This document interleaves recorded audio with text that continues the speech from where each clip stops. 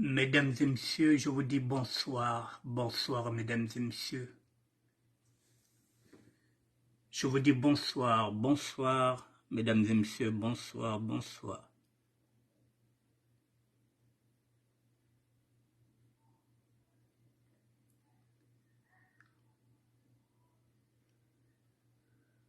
Bonsoir à tout le monde, mesdames et messieurs. Nous sommes aujourd'hui le vendredi 21 juillet 2023 et il est 19h03.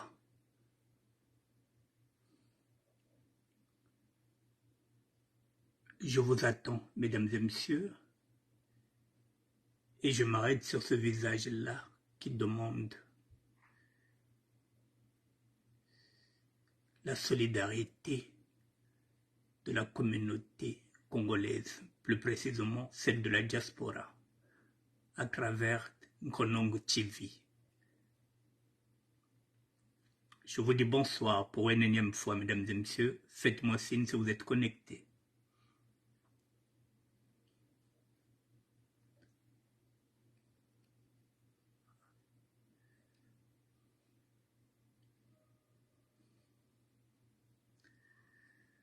Bonsoir à tout le monde, bonsoir, bonsoir.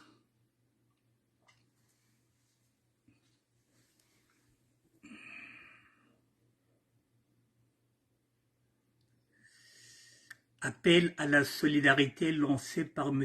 Joris Claver Okola, depuis le Congo-Brazzaville, mesdames et messieurs.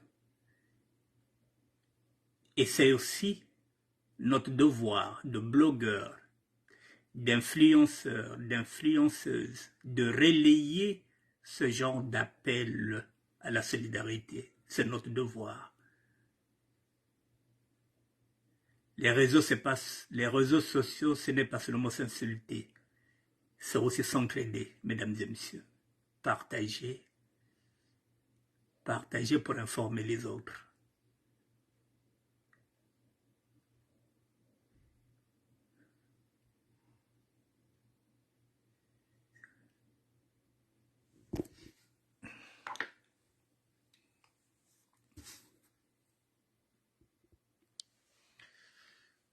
Mesdames et messieurs, je vous dis bonsoir, bonsoir, bonsoir, bonsoir. Bonsoir à vous.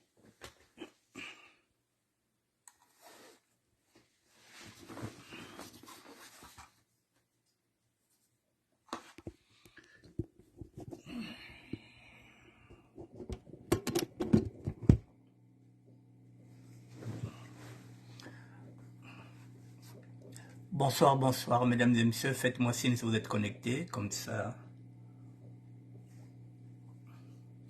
on pourra rentrer sur le vif du sujet.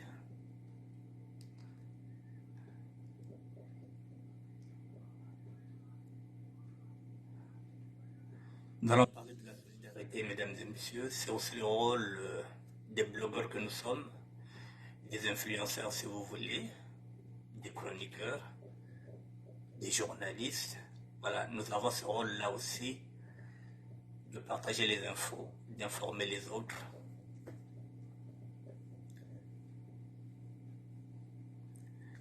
Un appel à la solidarité a été lancé par M. Joris Claver Okola depuis le Congo-Brazzaville. J'ai découvert ça sur la page d'Nkonongo TV, une page où je suis abonné. Je me suis dit, il fallait bien que je puisse relayer ce message-là parce que il est touchant. Voilà, un compatriote a besoin de la solidarité. Un compatriote congolais qui est dans la difficulté et qui lance un appel à la solidarité, j'étais obligé de relayer le message. Sans plus tarder, mesdames et messieurs,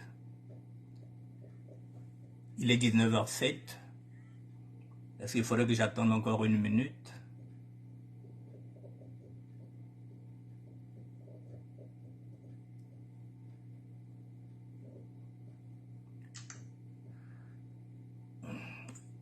Je vous attends encore 2 petites minutes, mesdames et messieurs.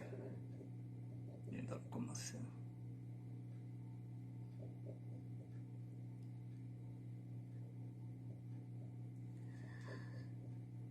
Faites-moi un petit coucou s'il vous plaît pour voir si vous êtes connecté.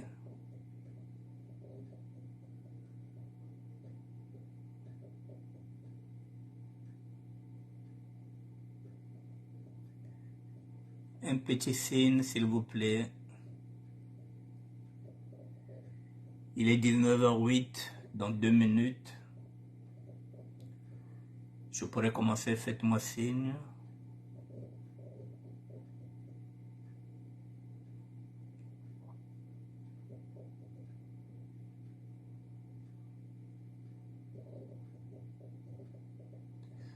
Voilà, je vois que vous êtes connecté. Ok, donc je peux démarrer.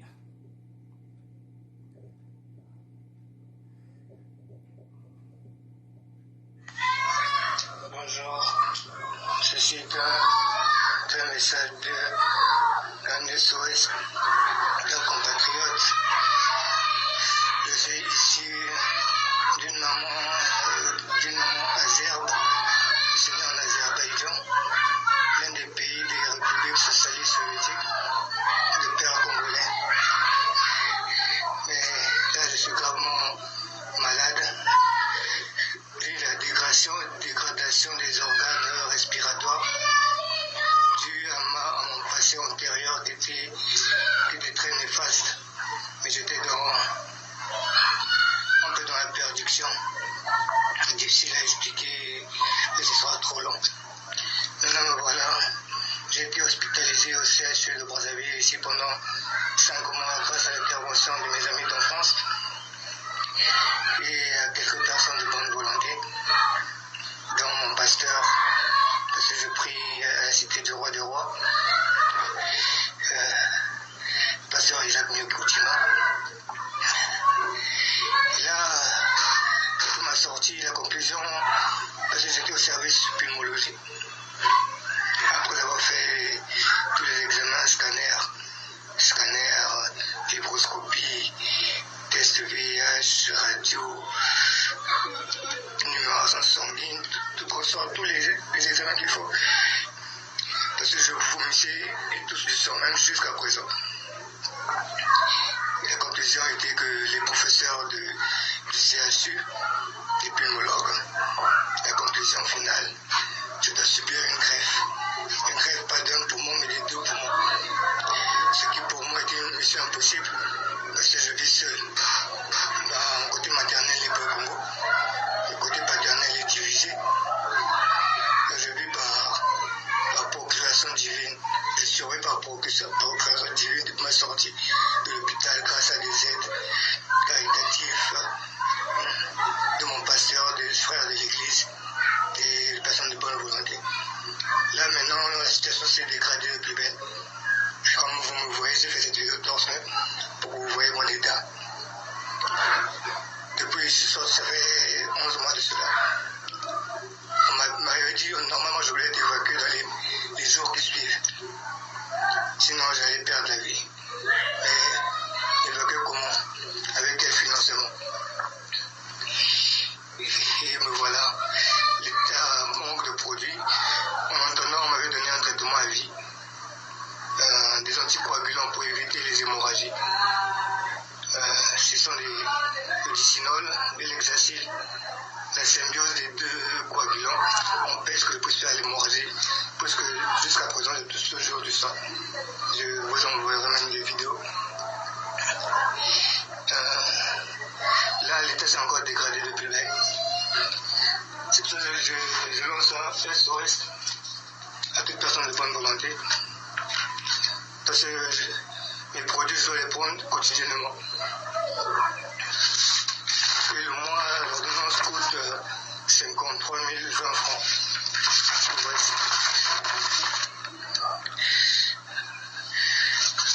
Je dois les avoir chaque jour, jusqu'à mon intervention. Et aussi avoir une nutrition saine. Mais où vais-je avoir l'argent pour me nourrir, pour acheter les produits? De temps à autre, j'ai le pasteur qui fait face à cela. Même là, c'est mes amis qui m'ont acheté les produits. Là, j'en ai pour 2 semaines. L'hexacil. L'hexacil en poule.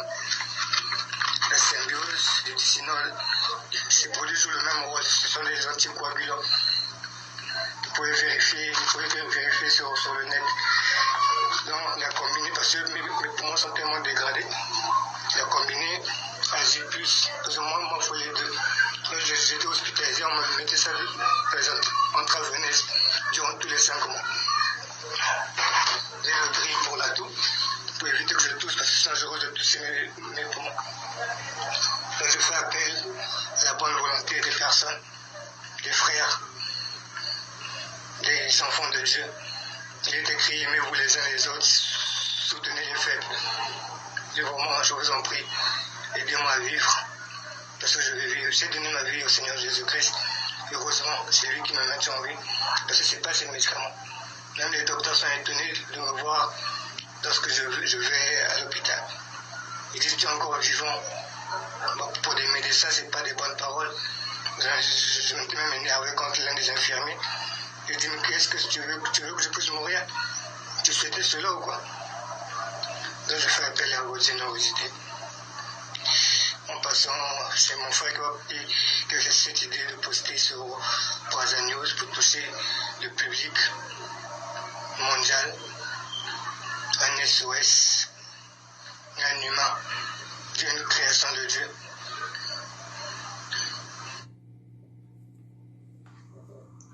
La famille, je vais vous laisser vous connecter, je peux être très long. Vidéo exceptionnelle, je suis dans un endroit où il fait quand même pas.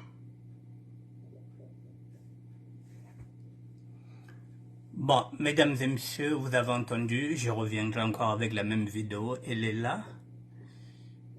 Je sais comme vous, j'ai découvert cette vidéo sur la page d'Onkonong TV. Un appel à la solidarité qui nous a été lancé. Bon. Excusez-moi.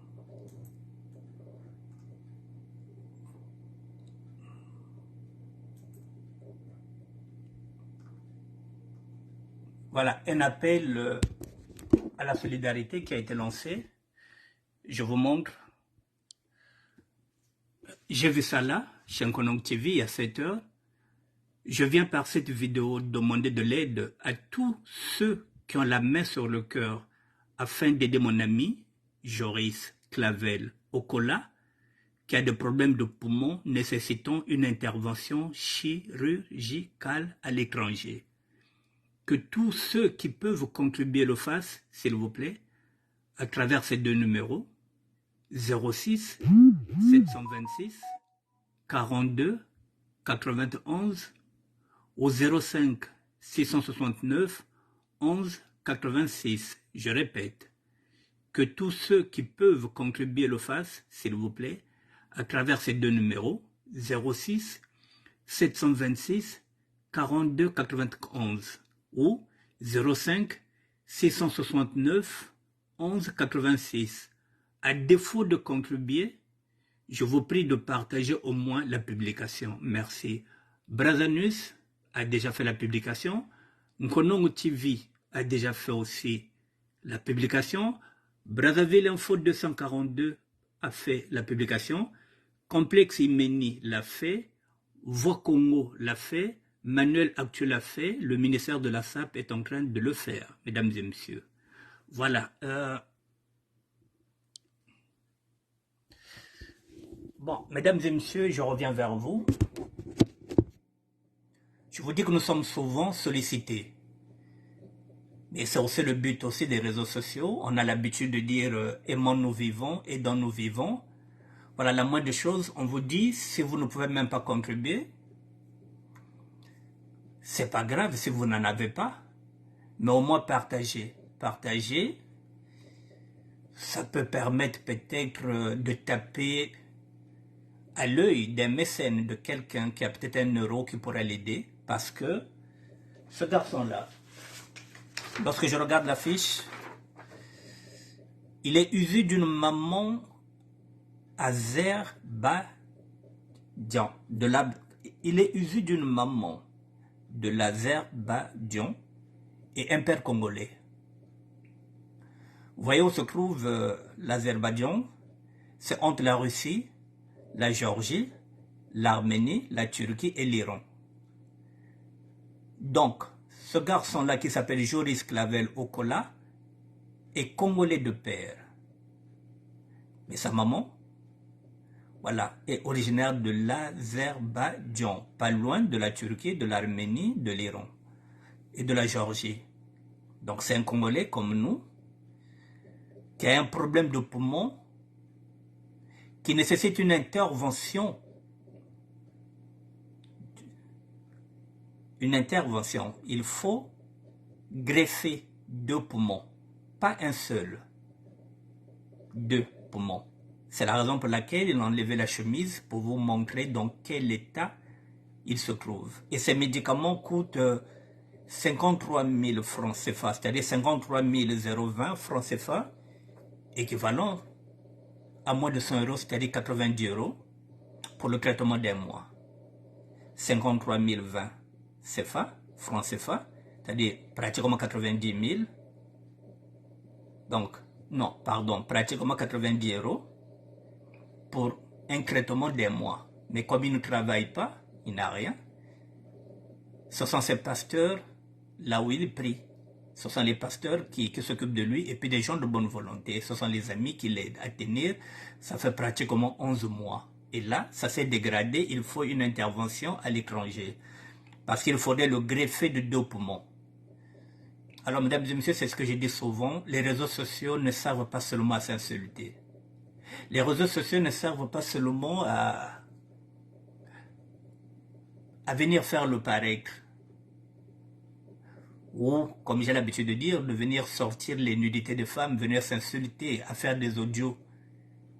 Les réseaux sociaux nous servent aussi à ça, à informer les autres. Même si nous, on n'a rien, même si on n'a pas 1 euro à mettre dedans, mais ça permet de partager l'info. Peut-être qu'il y aura quelqu'un de bonne foi, peut-être qu'il y aura quelqu'un de bonne volonté qui pourra l'aider. C'est la raison pour laquelle je me suis dit, cet appel à la solidarité, je vais le relayer. C'est la raison pour laquelle, mesdames et messieurs, j'ai mis cette vidéo-là pour vous interpeller. Si vous avez 1 euro, si vous avez quoi que ce soit, il y a aussi un problème de médicaments à l'intérieur. Vous écouterez la vidéo à l'intérieur. Il a énuméré quelques médicaments qu'il prend. Je pense qu'il y a aussi un médicament pour la toux. Peut-être que parmi vous, il y a des gens qui ont ces médicaments-là. Mettez-vous en contact avec lui. Il a donné deux numéros. 06 726 42 91 ou 05 669 11 85, pardon, 11 86, et je répète, 06 726 42 91 ou au 05 669 11 86. Vous pouvez aussi être en contact avec Brazza News, Congo TV, Econom TV, Brazzaville Info 242 bis, Complexe Imeni, Voix Congo, Manu Actu. Voilà. Le message de l'abonné Iverson Clé Verley. Voilà. Si vous rentrez en contact aussi avec Econom TV, ils vous mettent en contact avec ce garçon-là qui s'appelle Joris Clavel Okola. Donc voilà, mesdames et messieurs, ce que j'avais à vous dire sur cet appel-là de la solidarité. Ce garçon, sa mère, est usée de l'Azerbaïdjan, pas loin, qui fait la frontière entre la Russie, la Géorgie, l'Arménie, la Turquie et l'Iran. Et son père est congolais de Brazzaville. Il s'appelle Joris Clavel Okola. Il a besoin d'une intervention à l'étranger parce qu'il a un problème de poumon qui nécessite une intervention, une greffe de 2 poumons. Et son traitement coûte 53 020 francs CFA par mois, équivalent à 90 euros. Mesdames et messieurs, je voulais vous le mettre et je vous le remets encore pour une dernière fois avant que je ne change de sujet. On va encore l'écouter pour que vous compreniez quelle est la nécessité de son appel. Il a besoin de la solidarité de tout un chacun parce qu'il faudrait qu'il en vit. Il le dit lui-même, il veut vivre. Il veut vivre et pour vivre, il faudrait une intervention des 2 poumons. Voilà. Il faut le greffer.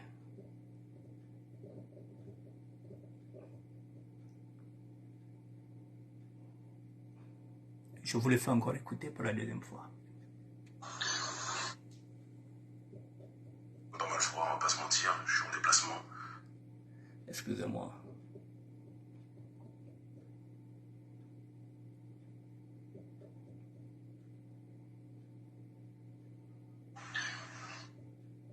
Oh là là. Je reviens. Pourquoi ça me fait ça?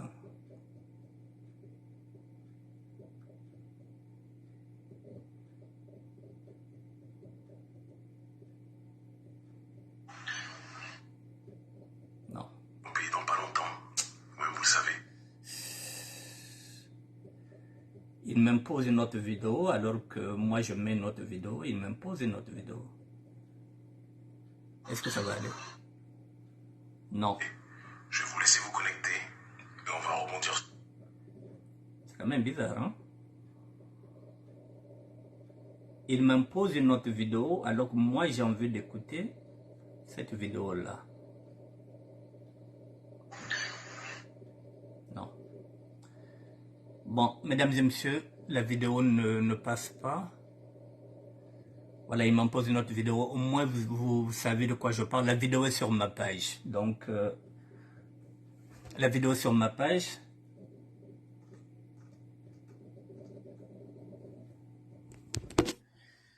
Parce qu'ici, j'ai pas de volume. Hein. C'est la raison pour laquelle je la fais passer. Voilà. Donc, la vidéo est là. Vous verrez ça sur ma page. La vidéo est là. Ça y est, c'est Chenkonong TV. Hein. C'est là où je l'ai pris, Chenkonong TV. Donc, la vidéo est là. Le numéro de téléphone, 06 726 42 91 ou 05 669 11 86. Donc, avant de terminer cette émission, si j'ai la possibilité de refaire encore passer cette vidéo, je n'hésiterai pas. Bon, mesdames et messieurs, j'ai 2 sujets à traiter. Ça, c'était le premier sujet, je reviendrai encore. Le deuxième sujet, il est là. Nous allons passer du coq à l'âne, parce que j'avais dit que je vais traiter 2 sujets. Voilà, c'est bien écrit. Voilà, deuxième sujet à traiter à 19 h aujourd'hui, c'est ce que j'avais dit. Je répondais à cette question posée par Lionel Moutou. Lionel Moutou pose cette question-là, cette problématique. Les enfants congolais qui sont en prison, que font les parents pour les sortir de là? Cette question a été posée par Lionel Moutou depuis hier. Et avec Freddy Mikomo de Lyon, comme j'ai l'habitude de dire, ce dernier m'a interpellé hier pour me dire que doyen, il y a une question qui est là, un sujet, une problématique. Est-ce que tu pourras répondre à cette question-là que Lionel Moutou a posée pour que tu en fasses un sujet? Ça, c'est sur proposition de Freddy Mikomo de Lyon, le professeur de la SAP contemporaine. Je me suis dit, ok, je vais m'y coller. Les enfants congolais qui sont en prison, que font les parents pour les sortir de là? La question a été posée par Lionel Moutou. Et jusqu'à présent, personne n'a encore donné une réponse. Personne, alors que c'était depuis hier. Bon.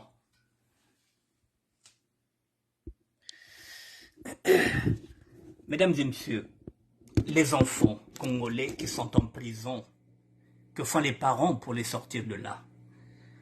C'est un sujet vaste que j'ai déjà traité. Et je vais encore essayer de traiter ça. Octave Mbongo, bonsoir.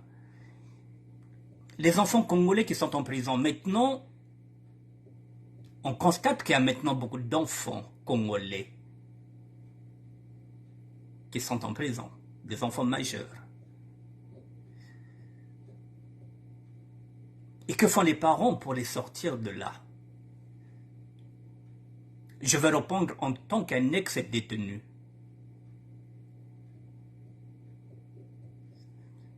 Je n'ai pas encore envie de vous rappeler mon CV. Les enfants congolais qui sont en prison, que font les parents pour les sortir de là? Mais cette question-là, Lionel Moutou, que voulez-vous que les parents fassent si les enfants sont majeurs? Il faut déjà savoir, ces enfants-là qui sont en prison, est-ce qu'ils sont mineurs? Est-ce qu'ils sont majeurs? Si l'on considère que ces enfants-là sont des mineurs, ça signifie que leur prison n'a rien à voir avec la prison des adultes parce qu'ils sont au CGD. Le CGD, c'est-à-dire c'est le centre de détention des jeunes. Je dis bien, s'ils sont mineurs, ils sont au CGD. Le CGD, ce qui signifie le centre de détention des jeunes, à l'intérieur. C'est-à-dire que c'est là où on met les jeunes de 13 jusqu'à 17 ans. Ce n'est pratiquement pas une prison. C'est une prison à ciel ouvert. Et on leur apprend des métiers là-bas, on leur apprend des formations, on essaie de les rééduquer, on essaie de les réintégrer dans la société pour qu'ils ne redeviennent plus des délinquants à la sortie de cette peine. Mais en fait de compte, ils ont tout là-bas, ils ont des baby-foot, ils ont des flippers. C'est une prison à ciel ouvert.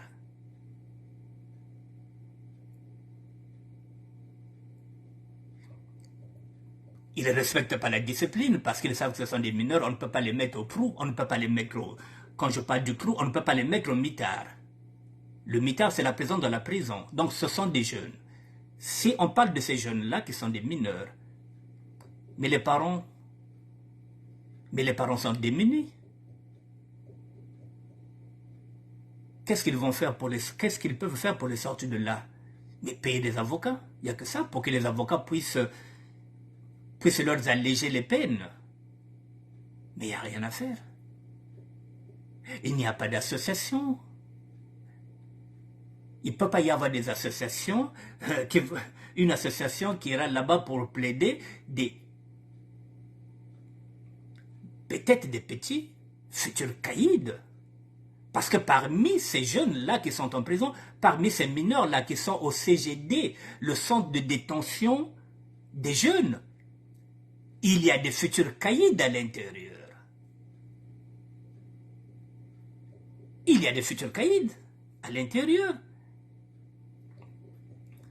Et puis il y en a qui sont là par suivisme, parce que c'est le mouvement, parce que c'est le quartier, parce qu'on est parti attaquer, on a quitté Grigny pour aller se battre par exemple avec Juvisy et on a arrêté tout le monde. Même les polcrans sont à l'intérieur. Donc dès qu'ils arrivent là-bas, dès qu'ils sont en prison, ils commencent à comprendre que ça ne va pas. Et il y en a qui se disent que dès que je sors d'ici, je ne vais plus. Non, non, non, je laisse le groupe. Et à côté, il y en a qui se découvrent comme chef qui se découvrent comme chef, comme leader. Là, je suis en train de parler des mineurs. C'est ce que j'ai dit. Les parents sont démunis. Que voulez-vous qu'ils fassent? Il y en a parfois qui découvrent que leurs enfants vendent du shit.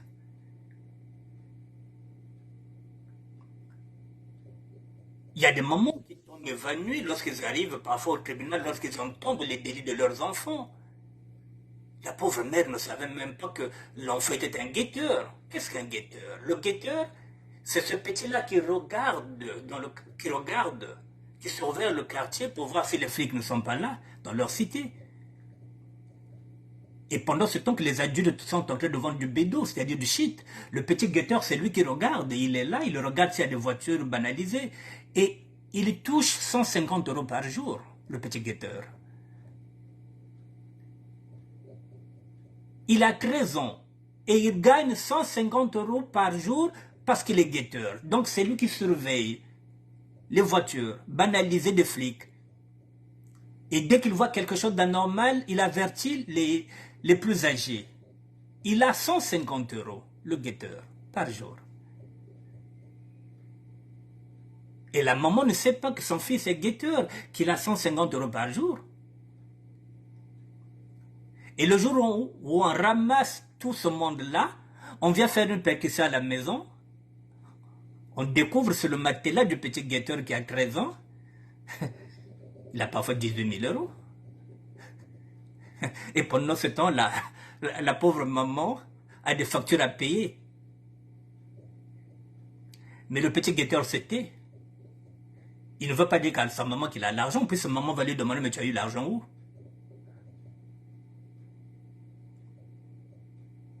Il y a des mamans qui tombent à 50, qui ne comprennent rien, qui ne savent pas à quel moment l'enfant va basculer. Ce sont des femmes qui élèvent seules leurs enfants et qui n'arrivent plus à suivre l'éducation des enfants. Alors, monsieur Lionel Monteau, les enfants congolais qui sont en prison, que font les parents pour les sortir de là? Que veux-tu qu'une maman qui élève seule 3 enfants, qu'est-ce qu'elle peut faire? Qu'est-ce qu'elle peut faire? Est-ce qu'elle va encore payer 1500 € pour un avocat, pour qu'on puisse sortir ce garçon-là? Elle l'a déjà fait une fois. Ce garçon est sorti. 6 mois après, son fils est encore retombé. Il devient ce qu'on appelle un récidiviste, multi-récidiviste. La maman, à un moment donné, elle est fatiguée. Elle va se dire, bon, c'est bien que tu as me fatigué.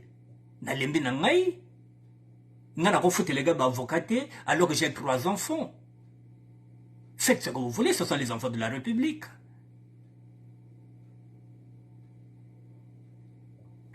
C'est tellement vaste cette question-là. Imaginez une maman qui a 2 enfants. Et parmi ces 2 enfants, elle a un enfant qui est autiste. Donc toute son attention est là sur l'enfant autiste. À quel moment elle va surveiller l'autre? Déjà elle-même, la maman, elle dort avec, comment ça appelle ça? Elle prend des comprimés pour dormir puisque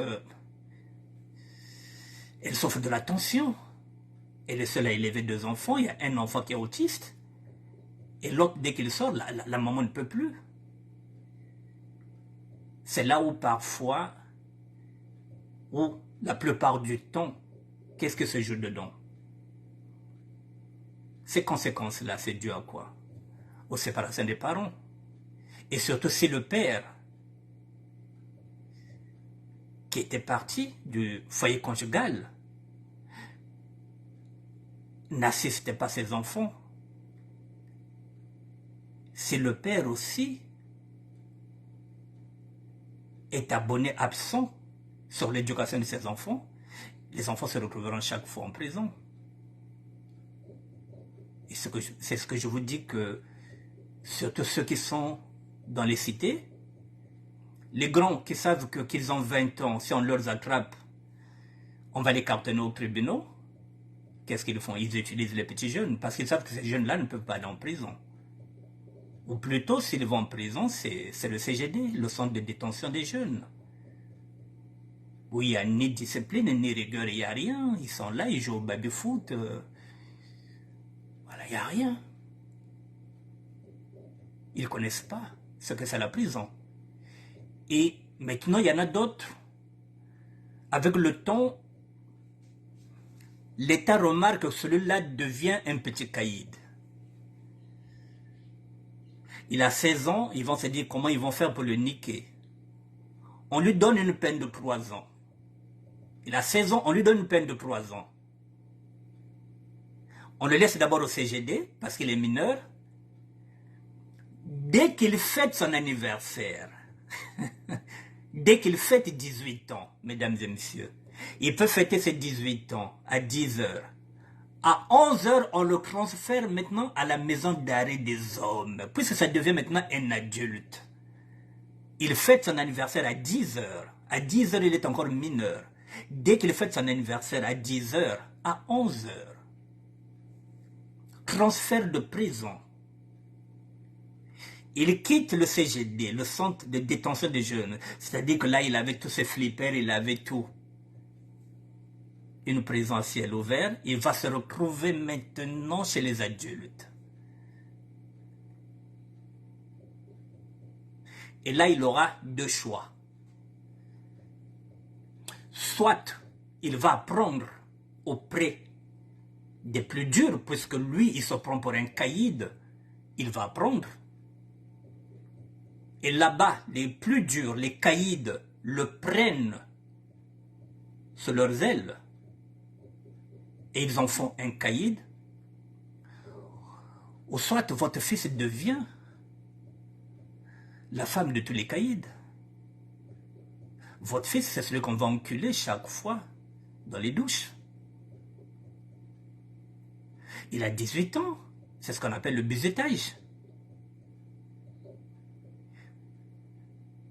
Et lorsqu'il va sortir de là, c'est fini. On a tout bousillé son cul. Il y aura deux choix. Il n'y a que ça.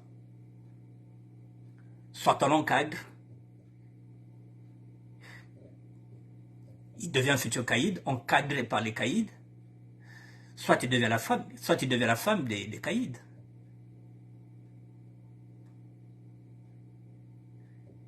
Donc la moralité dans tout ça, il faut éviter que vous ayez un enfant qu'il se retrouve chaque fois en prison, même si c'est la prison des jeunes mineurs, comme je le dis. La prison des mineurs, on les appelle le CGD, le centre de détention des jeunes. À un moment donné, si vous voyez que votre fils a l'habitude maintenant d'aller en prison, mesdames et messieurs, c'est parce que je parle du Congo, le Congo va mal, mais sinon ces garçons-là, vous l'envoyez au bled. Avant qu'il ne soit trop tard. Vous l'envoyez au bled pour qu'il puisse avoir notre éducation, qu'il aille là-bas. S'il a 15 ans, vous l'envoyez au bled. Si vous avez de bonnes familles là-bas, vous l'envoyez au bled. Et qu'il revienne ici à 18 ans. Qu'il aille prendre l'éducation africaine. Parce qu'ici, vous ne pouvez pas taper, vous ne pouvez rien faire, il connaît ses droits, il devient caïd, il rentre quand il veut. Je vous dis, mettez-vous à la place de la pauvre dame qui est là, qui élève seule 3 enfants. Qu'est-ce qu'elle va faire avec un caïd comme ça dans la maison? Qui devient bonhomme. Le père n'est pas, l'autorité parentale n'est pas. Il n'y a que l'autorité maritale. Il s'en passe. Il a 150 € par jour. Il a déjà une petite copine. Il commence déjà à fumer du bédo. Alors, M. Montou, quand on arrête un enfant comme ça, vous croyez que la maman va faire quoi? Elle va payer encore un avocat? Elle a déjà fait 2 fois. Il y a que ça qu'elle fait. Non, non, non. À un moment donné, elle va se dire non, il y a une voie de kuna. C'est une voie de kuna. Moi, je me fatigué.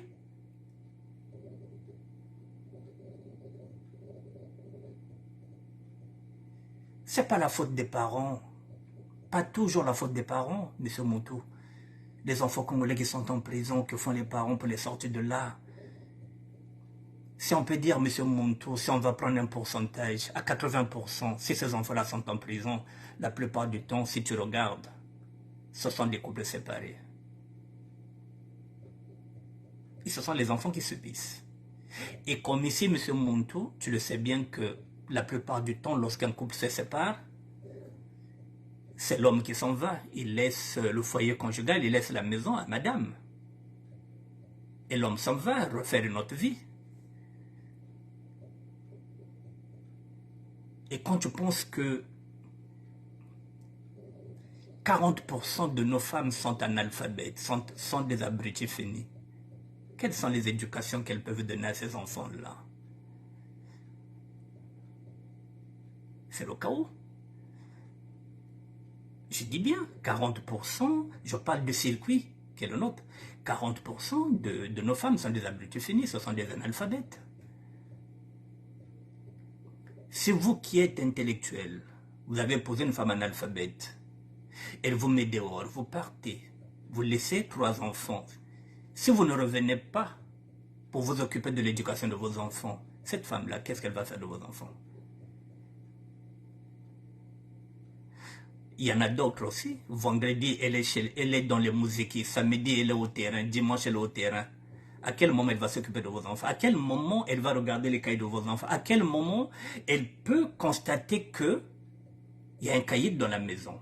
À quel moment elle va se rendre compte qu'il y a un petit guetteur à la maison? Et parfois même ce petit guetteur, qui a 14 ans, son petit frère qui a 12 ans, est ce qu'on appelle une nourrice. La nourrice, c'est qui? C'est la personne qui garde la drogue. Donc maman ne sait pas que dans la maison, le petit caïd de 12 ans, c'est la nourrice. C'est lui qui garde la drogue des caïds. Et son grand frère qui a 14 ans, 15 ans, c'est le guetteur. Le grand frère touche 150 € par jour. Le petit qui a 12 ans là, la nourrice, a ce 100 € par jour. Les deux ont 250 euros dans la maison. Et maman ne sait pas que elle a 2 caïds dans la maison. Il y a un qui joue le rôle de la nourrice, c'est-à-dire que c'est la personne qui garde la drogue des caïds du quartier. Et l'autre, c'est le guetteur. Le guetteur touche 150, la nourrice prend 100 euros. Les deux frangins, ils ont 250 euros. Il faut qu'il y ait parfois une percussion à la maison, inattendue, et la maman se rend compte que les deux frangins avaient au moins parfois 18 000 sur le matelas. La maman tombe de nu.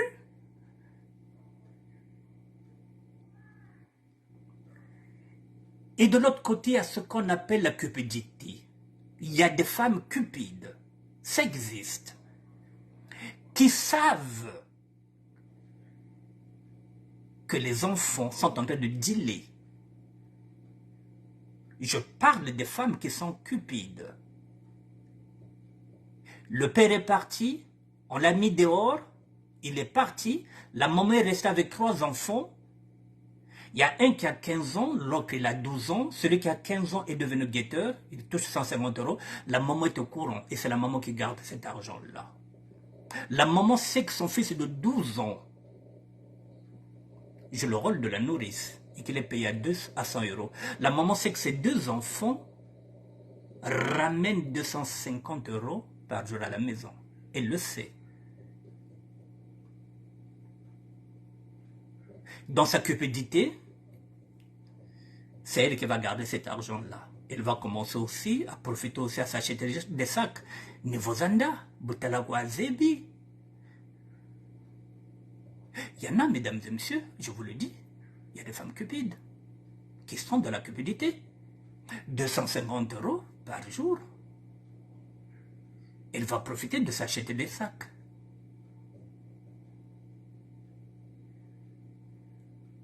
Et le jour où on viendra arrêter ses enfants, il fera style comme si elle ne savait pas, il était au courant.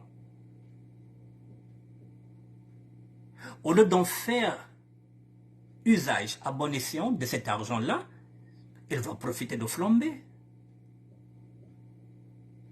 Par contre, maintenant, si ces 2 enfants-là, si les parents sont originaires de l'Algérie, de l'Afrique, disons de l'Afrique blanche, c'est ces 2 enfants-là qui dealent, sont les enfants d'un Marocain, d'un Algérien. Mesdames et messieurs, les parents prendront cet argent-là, ils investiront en Algérie, au Maroc, au Tunisie. Ils vont investir cet argent-là. Ils vont se dire, ok, vous faites ce deal-là, ok, on va garder cet argent-là. Vous avez 12, 15 ans, quand vous arriverez à 20 ans, vous arrêtez le business si vous n'êtes pas encore arrêté. Oui, mesdames et messieurs, et parfois, au bout de 5-6 ans, ces 2 jeunes qui ont commencé ce petit trafic-là, celui qui joue la nourrice et le guetteur, lorsqu'ils arrivent à la majorité, ils ont 20 ans, l'autre il a 17 ans, bien 18 ans. Quand ils arrivent en Algérie, au Maroc ou au Tunisie, il y a un hôtel qui a été construit par les parents. Un hôtel pour eux. C'est en ce moment-là qu'on va leur dire, bon, maintenant c'est bon, vous avez gagné de l'argent avec ça, maintenant vous allez gérer ici. Parce qu'en France, il était difficile de garder cet argent là-bas. Voilà. Voici ce qu'on a fait de votre argent. Ne touchez plus à la drogue, ne faites plus le business. Commencez maintenant à gérer vos affaires. Ça, ce sont les Algériens qui le font. Les Marocains le font, les Tunisiens le font. Mais chez nous, la plupart du temps, l'Afrique centrale, quand je parle de l'Afrique centrale, je prends d'abord, je ne peux pas aller citer les autres. Nous les Congolais, de Brazzaville, de Kinshasa, parfois, nous sommes au courant que les enfants dealent. On prend cet argent-là, on va dilapider. On va aller dans les maquis. Et le jour où parfois on vient arrêter les 2 enfants, les parents n'ont même pas l'argent pour payer 2 avocats pour plaider pour les 2 enfants. Le paradoxe congolais, il est là.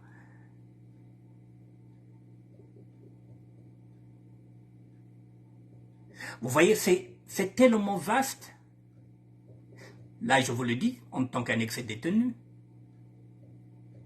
Mais il est difficile d'attribuer seulement la responsabilité aux enfants.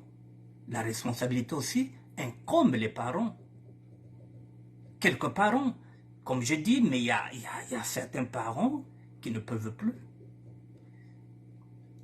Quand je parle des parents, je parle souvent des femmes, puisque je vous le dis, lorsque nous nous séparons avec ces femmes-là, nous partons, nous leur laissons l'appartement et les enfants.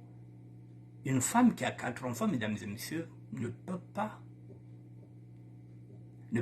à elle toute seule s'occuper de l'éducation des enfants. C'est impossible, ça rate.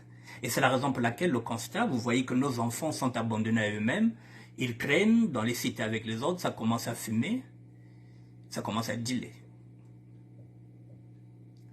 Et ne soyons pas surpris d'entendre que nous avons beaucoup d'enfants là-bas, oui. Et la plupart de ces enfants-là reproduisent ce que les parents font. Si moi je n'avais pas arrêté le business, mesdames et messieurs, vous croyez que mes enfants allaient s'identifier à qui?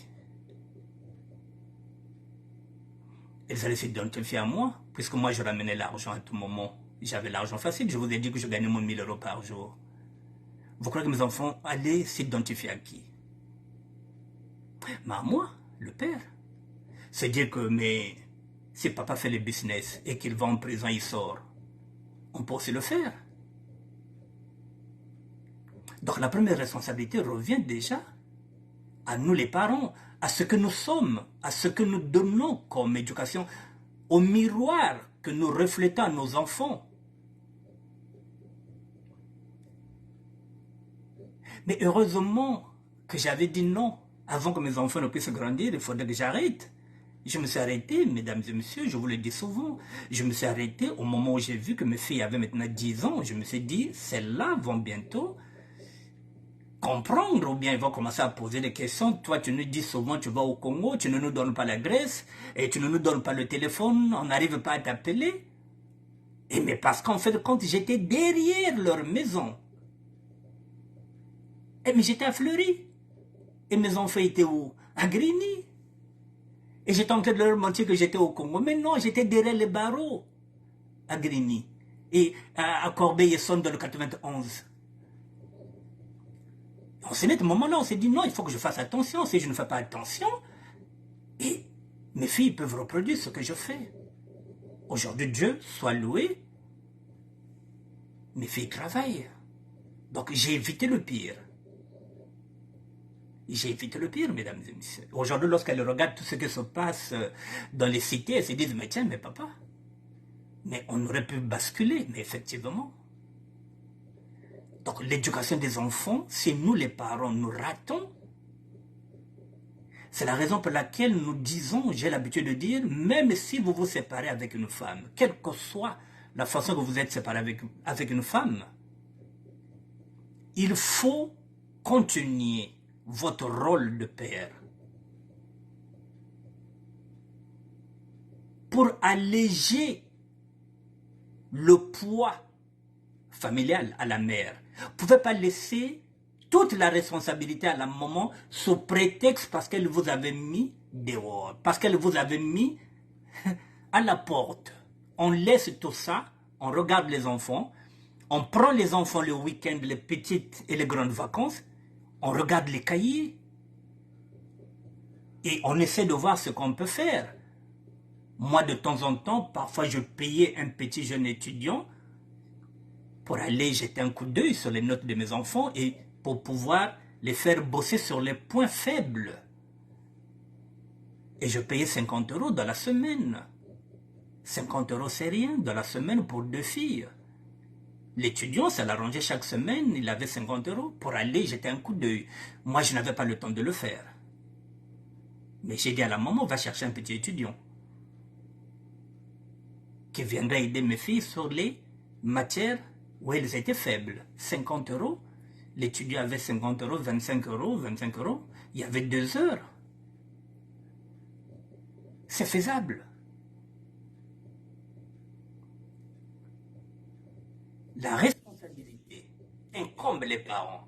La plupart du temps, c'est nous, les pères. Parce que nous sommes frustrés lorsqu'on nous met dehors. Et on laisse cette pauvre femme toute seule s'occuper de nos enfants. Et oui. Et oui, les enfants commencent à dealer, les enfants traînent avec des gens infréquentables. Les enfants commencent à fumer. Et c'est comme ça que les enfants basculent jusque dans la grande délinquance. Octave Mbongo, désolé, il faut aussi que la maman te donne la possibilité de le voir. Mais la maman... Mais Octave, pourquoi la maman ne te donnera pas les possibilités puisque ça ne te donne pas la possibilité de voir les enfants? Tu saisis le juge, le juge des enfants. Nous sommes en droit ici. Moi, j'ai pas ce problème-là. Même si vous n'avez pas de papier, si une femme vous complique pour vous donner vos enfants, et vous saisissez le juge. Et vous allez au tribunal. En ce moment-là, le tribunal va statuer pour dire par exemple que la mère aura la garde des enfants, l'autorité aussi des enfants, mais on vous dira que vous avez le droit de prendre vos enfants, les petites et les grandes vacances et les week-ends. Vous saisissez la maman, vous la traînez en justice. C'est tout. Et vous accomplissez votre devoir. Mais il y en a qui se cachent derrière. Ah, moun ba bingisa moun, yan baka na babana. Non, c'est un faux débat. C'est un faux débat. Et je ne sais pas mais la pauvre, qu'est-ce qu'elle pouvait faire toute seule? Et surtout la plupart de... Il y a quelqu'un qui a bête aussi. Bon, moi je vais bizoba, mais on dirait bizoba. Bakota mingve. Bakento boba vulbaka net un peu big un peu ya fumpa kwambe. Basi wana la plupart ya basi na bisope. Ah, bakata chik bandakala.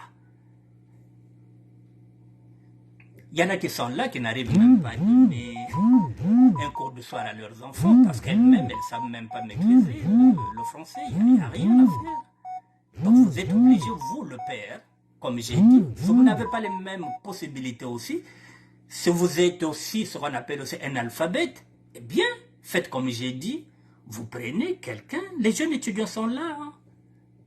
Il y en a qui peuvent vous demander même 30 € pour vous dire, bon, tonton, bon, donne-moi 30 € de temps en temps, je donnerai au moins 1 heure de cours à vos enfants. Il y en a, les jeunes étudiants, là, ils savent que chaque semaine, il a ses 30 €, il peut aller au cinéma. Voilà, ça lui coûte rien. Parfois, ce sont des petits neveux du quartier que nous connaissons.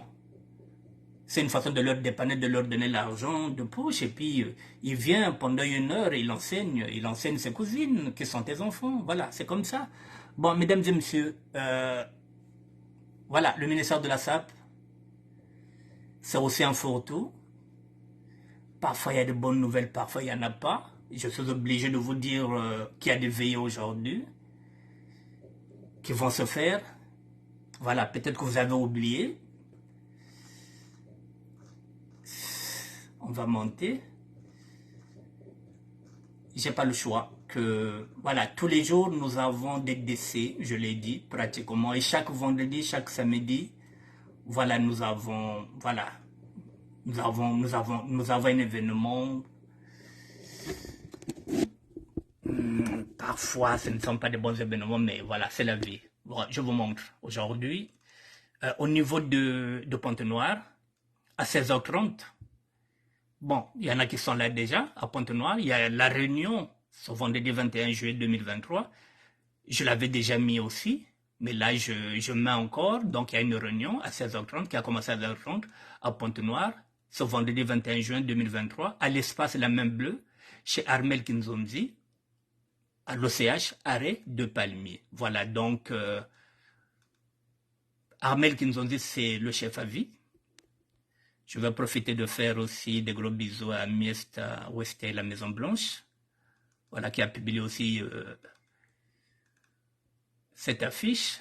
Voilà, donc 16h30, ils ont commencé à 16h30, Pointe-Noire, réunion, vendredi 21 juillet 2023, l'espace La Main Bleue, chez Armel Kinzonzi, président à vie, au CHR de Palmier.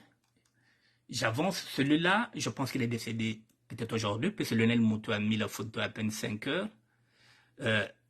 Docteur Gabriel Mbongolo, décédé à Aubonne. repose en paix. Donc, il n'y a pas... Il n'y a pas ample information, mais je vous le dis, si vous le connaissez. Voilà. Docteur Gabriel Mbongolo, décédé à Aubonne. On reviendra. Bon, vous avez celui-là aussi.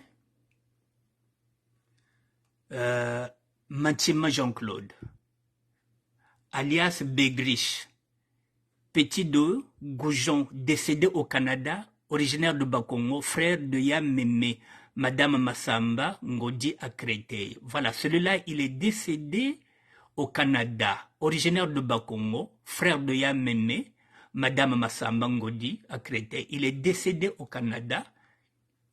Il s'appelait Mantima Jean-Claude alias Begriche, le petit de Goujon. Voilà, celui-là. Si ça vous dit quelque chose. Je vous montre ce visage. Décédé au Canada. J'avance. Le programme des obsèques de Rachel Nakavoa se tiendra aujourd'hui, le vendredi 21 juillet 2023. C'est aujourd'hui. Voilà, je vous rappelle ça. Voilà, tout est là. Donc vous entrez sur ma page, vous verrez, c'est aujourd'hui. Vous avez le téléphone. Bon, là, vous avez la vidéo de Ben Mukasha Monama, le milliardaire en vêtements, le créateur de la sapologie, comme il le dit lui-même. À l'intérieur, vous trouverez toutes les infos, les réunions, voilà. Donc, toutes les infos seront là, vous les trouverez là. Mukasha Monama sapologue. Voilà. Donc, si vous avez des infos, vous voulez savoir comment vont se dérouler les obsèques de l'autre là, de Lydia, la vraie chère, la Congolais, voilà. Vous avez cette vidéo-là. Ben Mukasha Monama. Mesdames et messieurs, j'ai fini. Voilà. Voilà, mesdames et messieurs, j'ai fini. Bon, je n'ai pas eu le temps encore de vous dire qu'il y a l'appel à la solidarité qui a été lancé. L'appel à la solidarité qui a été lancé par monsieur Joris Clavel Okola. Son numéro de téléphone, plutôt ses deux numéros de téléphone, 06 726 42 91, je répète, 06 726 42 91 ou 05 669 11 86. 05 669 11 86. Voilà, donc problème de poumon qui nécessite une intervention des deux, greffe de deux poumons. Voilà, donc pour son traitement par mois, il faut compter 53 020 francs CFA, c'est-à-dire 90 €. Mesdames et messieurs, je pense que, voilà, j'ai tout dit. Je vais terminer, mesdames et messieurs, je lance un appel. Si vous pouvez le relayer, s'il vous plaît. Il y a la ville de Dolisie, vous êtes tous au courant qu'il y a un virus qui est là, qui est en train de ravager la population de Dolisie. Je n'ai pas de nouvelles. Dites à ceux qui ont des associations de Dolisie de me donner les infos pour que je puisse les relayer. Voilà, donc là je lance un appel sur ceux qui sont originaires de Dolisie. La Fauve de Nyari, Epiphanie Missamou, et puis l'autre là, Constant d'Allure, avec son petit frère que j'oublie le nom. Voilà, essayez de relayer les infos ici parce que Dolisie, c'est la 3e ville du Congo. Nous sommes tous Dolisiens en ce moment-là. Mais il faut que le monde sache ce qui se passe là-bas. Or, la plupart des associations de Dolisie